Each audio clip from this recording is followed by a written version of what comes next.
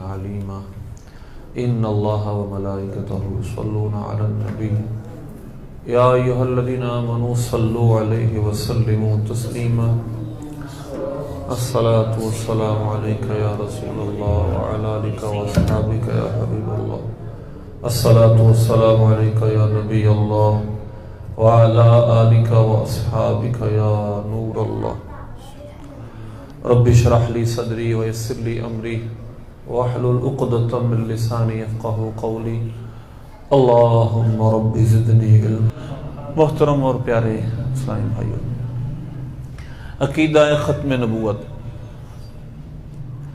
اس دور میں social media کے ذریعے، پرنٹ میڈیا کے ذریعے، نیشنل میڈیا کے ذریعے مختلف ذرائع ابلاغ کو استعمال کر کے قادیانی اپنے پنجے گاڑ رہے ہیں،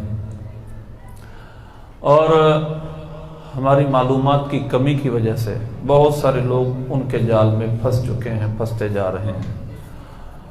وہ نئے نئے انداز سے، نئے نئے طریقوں سے اپنے باطل نظریات کو رواج دینے کی کوشش کر رہے ہیں۔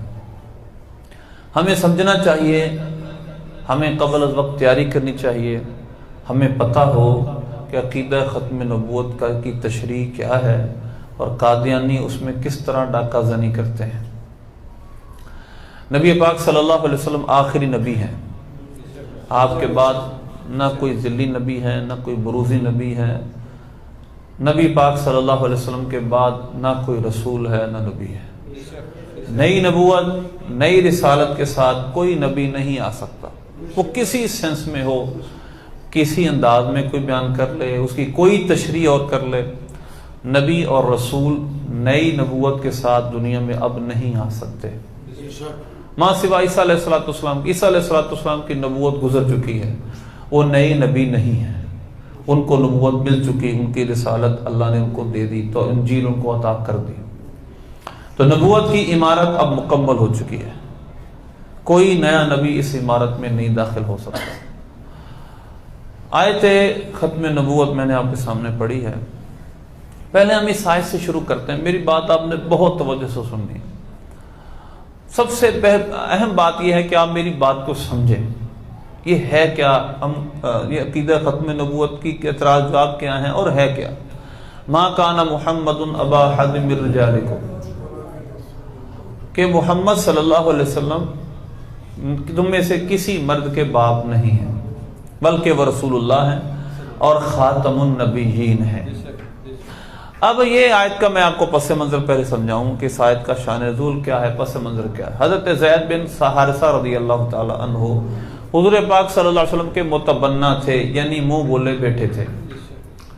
حضرت خدیجہ کبریٰ رضی اللہ تعالی عنہ نے حضور پاک صلی اللہ علیہ وسلم کو یہ تحفتاً پیش کیے، اور نبی پاک صلی اللہ علیہ وسلم نے کو آزاد فرما دیا اور اپنا بیٹا بنا لیا۔ یہ متبنہ تھے، حضور پاک صلی اللہ علیہ وسلم کے منہ بولے بیٹھے تھے۔ ایک دفعہ ایسا ہوا، حضور صلی اللہ علیہ وسلم نے حضرت زینب بنت جحش رضی اللہ تعالیٰ عنہ، جو حضور کی پھوپھی زاد بیٹی تھی، پھوپھی زاد بہن تھی، حضور صلی اللہ علیہ وسلم نے ان کو پیغام نکاح بھیجا۔ اب جب ان کے پاس یہ نکاح کا پیغام گیا، ان کے بھائی یہ سمجھے شاید یہ نبی پاک صلی اللہ علیہ وسلم اپنے لیے طلب فرما رہے ہیں، لیکن جب ان کو بعد میں یہ پتہ چلا کہ یہ رشتہ سرکار صلی اللہ علیہ وسلم اپنے منہ بولے بیٹے حضرت زید کے لیے طلب فرما رہے ہیں، تو تردد پیدا ہوا۔ کچھ منہ سے ایسے جملے بھی نکل گئے کہ اگر حضور کے لیے ہوتا تو ہمیں کوئی اعتراض نہیں تھا، یعنی حضرت زید کیونکہ حضور کے منہ بولے بیٹے ہیں لیکن آزاد کردہ غلام ہیں، اور یہ قرشی عورت تھی، اس وجہ سے کچھ ایسا جیسے یہ جملے بھی ادا ہوئے اس مفہوم کے۔ اللہ نے قرآن پاک میں اس کا فیصلہ فرمایا، وَمَا كَانَ لِمُؤْمِنٍ وَلَا مُؤْمِنَةٍ إِذَا قَضَى اللَّهُ وَرَسُولُهُ أَمْرًا أَن يَكُونَ لَهُمُ الْخِيَرَةُ مِنْ أَمْرِهِمْ، کہ کسی مسلمان مرد یا مومن عورت کے لیے درست نہیں ہے کہ جب اللہ اور اس کا رسول ان کے بارے میں کوئی فیصلہ کر دے تو ان کو کوئی اختیار باقی رہے۔ اس کے بعد یہ شادی ہو گئی، حضرت زینب بھی راضی ہو گئی جب اللہ کا یہ فرمان نازل ہوا، حضرت ان کے بھائی بھی راضی ہو گئے، یہ شادی ہو گئی۔ اس کے بعد نبی پاک صلی اللہ علیہ وسلم نے ان کو رشتہ ازدواج میں منسلک کر دیا، لیکن ان کی آپس میں نبھانا، ان کا آپس میں نبھانا ہو سکا، بن نہ سکی، یا آپس میں اختلاف رہنے لگا ان کا۔ نبی پاک صلی اللہ علیہ وسلم کو سمجھایا کرتے تھے، اس سمجھانے کو اللہ نے قرآن پاک میں بھی بیان کیا۔ وَإِذْ تَقُولُ لِلَّذِي أَنْعَمَ اللَّهُ عَلَيْهِ وَأَنْعَمْتَ عَلَيْهِ أَمْسِكْ عَلَيْكَ زَوْجَكَ، جب آپ اس وقت کو یاد کریں جب آپ فرما رہے تھے اس کو جس پر اللہ نے بھی انعام کیا تھا، جس پر آپ نے بھی انعام فرمایا تھا۔ اللہ نے انعام کرنے کی نسبت آپ کی طرف بھی کی ہے۔ اچھا یہ تھوڑا سا موضوع سے تھوڑا سا ہٹیں گے۔ انعمت علیہ، ہم سورہ فاتحہ پڑھتے ہیں، یہی جملہ انعمت علیہ اللہ نے اپنے حبیب کے لیے بھی 22ویں پارے میں سورہ احزاب میں استعمال فرمایا، دوسرے رکوع میں۔ حضرت زید بن حارثہ پر حضور نے انعامات کیے تھے تو اللہ نے فرمایا جب اللہ نے جس پر اللہ نے انعام کیے تھے اور جس پر آپ نے انعام کیے تھے اس کو آپ یہ فرما رہے تھے۔ اچھا اسی طرح یہ کہنے میں کوئی حد نہیں ہے مجھ پر اللہ اس کے رسول کو، میں اس کام اس وجہ سے کر رہا ہوں کہ اللہ رسول راضی ہو جائے۔ یہ سورہ توبہ میں ہے، قرآن پاک میں ہے۔ منافق آ کر قسمیں کھاتے تھے صحابہ کے سامنے تاکہ صحابہ راضی ہو جائیں، ہمارے معاملات چلتے رہیں۔ اللہ فرماتا ہے واللہ ورسولہ احق ان یرضوہ، اللہ اور اس کا رسول زیادہ حقدار ہے کہ ان کو راضی کیا جائے۔ اس کے کہنے میں کوئی حد نہیں، یہ اللہ رسول کی عطا ہے، اس پر قرآن پاک کی آیت ہے۔ وما نقموا منهم الا ان يؤمنوا وما نقموا الا نغناهم الله ورسوله من فضله، ان کو یہی برا لگا منافقوں کو کہ اللہ اور اس کے رسول نے اپنے فضل سے ان کو غنی کر دیا۔ اور پھر اللہ نے فرمایا کہ اگر وہ یہ کہتے سیؤتین اللہ من فضلہ ورسولہ، ان قریب اللہ بھی اپنے فضل سے عطا کرے گا، اس کے رسول بھی عطا کریں گے، اس کہنے میں کوئی حرج نہیں۔ کہ نبی پاک صلی اللہ علیہ وسلم اللہ کی نعمتوں کے قاسم ہیں، انما انا قاسم واللہ یعطی۔ یہ ایک کتاب العلم کے اندر امام بخاری نے حدیث لکھی ہے۔ بعض لوگوں نے کہا یہ علم کے ساتھ خاص ہے، آپ علم بانٹنے والے ہیں، اللہ آپ کو علم دیتا ہے۔ یہی حدیث امام بخاری نے کتاب المغنم میں بھی بیان کی ہے، کن غنیمتوں کے تقسیم کرنے کے بارے میں، اور وہاں انہوں نے ترجمۃ الباب میں یہ لفظ لکھے ہیں انما انا قاسم وخازن، میں بانٹنے والا بھی ہوں اور خزانے والا بھی ہوں۔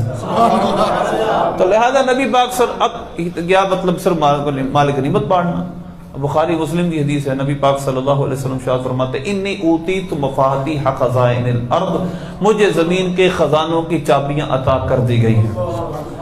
یہ کہنے میں کوئی حرج نہیں، اللہ رسول نے انعام کیا، اللہ رسول کی شفقتیں، اللہ رسول کے یہ رحمتیں ہیں، اللہ رسول نے عطا کیا، اس کے کہنے میں کوئی حرج نہیں۔ یہ تو قرآن پاک میں، یہ فرق یہ ہے کہ اللہ بذات عطا کرتا ہے، رسول پاک صلی اللہ علیہ وسلم اللہ کی عطا سے ہمیں عطا کرتے ہیں۔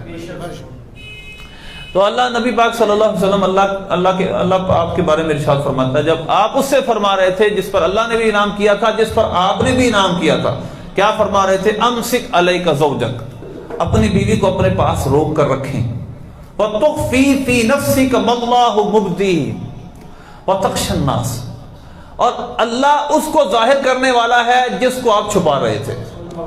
آپ کو اللہ نے بتا دیا تھا کہ حضرت زینب آپ کی بیوی بنے گی، آپ کے رشتہ ازواج میں منسلک ہوں گی، لیکن آپ اس بات کو چھپا اس وجہ سے رہے تھے کہ کفار نے اعتراض کرنا تھا کہ آپ نے اپنے بیٹے کی منکوحہ سے نکاح کر لیا، یعنی بیٹے کی منکوحہ کو طلاق ہوئی اور اپنے بیٹے کی اسی منکوحہ سے نکاح کر لیا، اس وجہ سے آپ اس کو ظاہر نہیں فرما رہے تھے۔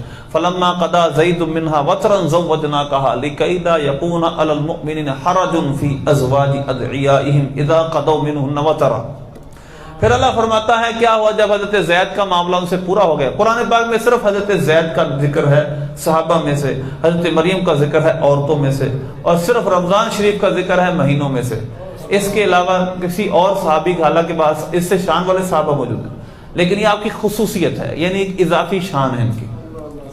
چنانچہ اللہ فرماتا فلما قضا زید منها، جب حضرت زید کا معاملہ ان سے پورا ہو گیا، ہم نے اے پیارے حبیب آپ کا ان کی بیوی کا نکاح آپ سے کر دیا، تاکہ آنے والے لوگ جو ہیں مومنوں کے بارے میں، مومنوں کو اپنی منہ بولی بیٹیوں کے بارے میں حرج نہ ہو۔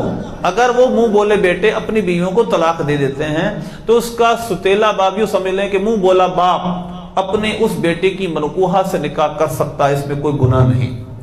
اب اس کے بعد کفار نے اعتراض کرنے شروع کر دیے، انہوں نے کہا دیکھو محمد صلی اللہ علیہ وسلم انہوں نے اپنی بیٹے کی منکوحہ سے نکاح کر لیا، اللہ تبارک و تعالیٰ نے اس اعتراض کا جواب اس آیت ختم نبوت میں دیا. ما کان محمد ابا احد من رجالکم، محمد تم میں سے کسی کے باپ نہیں، تم میں سے کسی مرد کے باپ نہیں، ولکن رسول اللہ و خاتم النبیین، بلکہ وہ اللہ کے رسول ہیں اور آخری نبی ہیں. اچھا اب آپ سمجھنا ہم نے یہ ہے کہ اس آیت کا اس پچھلے مسئلے سے کیا تعلق ہے. یہ تو یہاں تک مضمون پورا ہو گیا. ما کان محمد ابا احد من رجالکم، محمد صلی اللہ علیہ وسلم تم میں سے کسی مرد کے باپ نہیں. رجل، رجال رجل کی جمع، بالغ مردوں کو کہا جاتا ہے. تم میں سے کسی بالغ مرد کے باپ نہیں ہیں، لیکن اس کے بعد وہ اللہ کے رسول ہیں اور آخری نبی ہیں، خاتم النبیین ہیں. اس کو یہاں ذکر کرنے کا کیا مطلب ہے؟ یہ بخاری شریف پڑھی ہے. اس بخاری شریف میں عبداللہ بن ابی اوفا رضی اللہ تعالیٰ عنہ اس کی حکمت یوں بیان کرتے ہیں. آپ بیان فرماتے ہیں کہ جب حضرت ابراہیم رضی اللہ تعالیٰ عنہ حضور کے شہزادے اتنے بڑے ہوئے کہ پنگھوڑا بھر دیتے تھے، یعنی تھوڑی سی عمر ان کی بڑھی لیکن حد بلوغت تک نہیں پہنچے، چند سال کی عمر میں آپ کا وصال ظاہری ہو گیا. اس کے بعد جب وہ فوت ہوئے تو حضرت عبداللہ بن ابی اوفا فرماتے ہیں چونکہ نبی پاک صلی اللہ علیہ وسلم کے بعد نبوت نہیں ہے، اس وجہ سے اللہ نے ان کو بچپن میں ہی اپنے پاس بلا لیا، اگر وہ زندہ رہتے تو نبی ہوتے. اب اس آیت کو سمجھیں. اللہ فرماتا ہے محمد صلی اللہ علیہ وسلم تم میں سے کسی مرد کے باپ نہیں ہیں، بلکہ وہ رسول اللہ آخری نبی ہیں. اگر وہ تم میں سے کسی مرد کے بالغ کے باپ ہوتے تو آخری نبی نہ ہوتے، کیونکہ آپ کا بیٹا وہ بھی نبی بنتا. تو لہذا اللہ نے یہاں پر خاتم النبیین کا اس آیت میں مطلب بھی کیا ہے؟ آپ آخری نبی ہیں. آپ کی اولاد جوان نہیں ہوئی، آپ کا کوئی بیٹا بلوغت کی عمر تک نہیں پہنچا، اگر وہ بلوغت کی عمر تک پہنچتا تو وہ بھی نبی ہوتا. لہذا اس سے پتہ چلا کہ خاتم النبیین کا معنی کیا ہے؟ آخری نبی. اس آیت سے بھی یہ ثابت ہوا.